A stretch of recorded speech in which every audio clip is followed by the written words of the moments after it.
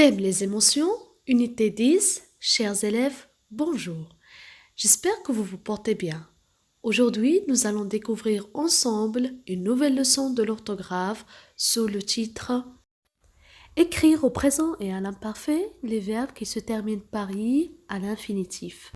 Donc, on va étudier ensemble une difficulté orthographique de la conjugaison pour les verbes du premier groupe qui présentent des formes homophones à l'imparfait et au présent. Si je dis homophone, c'est-à-dire deux mots qui se prononcent de la même façon mais qui s'écrivent d'une façon différente. Donc, les verbes qu'on va étudier, ce sont les verbes qui se terminent à l'infinitif par IE comme IER, IE, YER, IE, GNER et IE, I2L, IER. Les verbes ont pratiquement la même prononciation en deux personnes du pluriel, c'est-à-dire nous et vous, du présent, de l'indicatif et aussi de l'imparfait. Mais à l'écrit, il ne faut pas oublier le i des terminaisons ion et ie de l'imparfait. Pour mieux comprendre, on va voir des exemples. On va prendre comme premier exemple le verbe gagner. Donc, vous saviez tous, chers élèves, maintenant conjuguer les verbes au présent et à l'imparfait. Mais aujourd'hui, on va dévoiler et découvrir les difficultés orthographiques de la conjugaison de ce verbe aux deux personnes du pluriel au présent et à l'imparfait. Par exemple, au présent, on dit nous gagnons, ONS, à l'imparfait, nous gagnons. Donc, on a ici la même prononciation, mais à l'écrit, on a ajouté à l'imparfait la lettre I, ce qui indique la terminaison de l'imparfait. Donc, on doit faire attention à l'écrit. Et oralement, on peut savoir la différence qui existe à travers le ton de la phrase. Par exemple, si nous gagnons cette partie, nous irons en finale. Donc ici, c'est un ton de présent, une phrase qui indique une action qui va se passer au présent. Il y a un an, nous gagnions la finale et nous étions les vainqueurs du tournoi. Donc cette phrase-là, elle indique le temps du passé, une action qui va se passer au passé, c'est-à-dire à l'imparfait.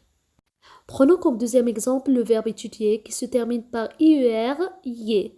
Donc au présent, on dit nous étudions, vous étudiez, et à l'imparfait, nous étudions et vous étudiez. Qu'est-ce que vous remarquez, chers élèves, ici? Qu'ils ont la même prononciation, ce sont deux homophones. Mais à l'écrit, on doit faire attention. À l'imparfait, on a ajouté i, donc on aura deux i. La première, il indique le radical du verbe étudier et la deuxième, il indique la terminaison de l'imparfait. Par exemple, au collège, vous étudiez le théorème de Pythagore. Alors, c'est une phrase qui indique le présent. Passons maintenant à la phrase qui indique le temps de l'imparfait. À l'école primaire, vous étudiez les tables de multiplication. Donc, deux i, EZ à la fin. On va dévoiler maintenant troisième exemple, ce qui concerne les verbes qui se terminent par YER, comme le verbe payer.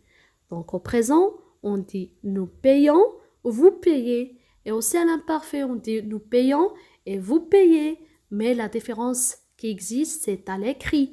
Donc, pour nous payons et vous payez à l'imparfait, on ajoute quoi? I. Exemple, combien payons-nous notre abonnement à Internet? C'est une phrase qui indique le présent. Regardez maintenant l'exemple suivant. Au tout début, nous payons un tarif horaire. Donc ici, le verbe se termine par IONS car c'est une phrase qui indique le passé, l'imparfait. Maintenant, chers apprenants, on va achever notre séance par la remarque suivante. Et l'on est de même pour les verbes en IE. L'an passé, vous travailliez à l'hôpital. Il était tard, nous bâillions de fatigue. Et voilà, j'espère que vous avez bien compris la leçon d'aujourd'hui. Merci encore une fois pour votre attention.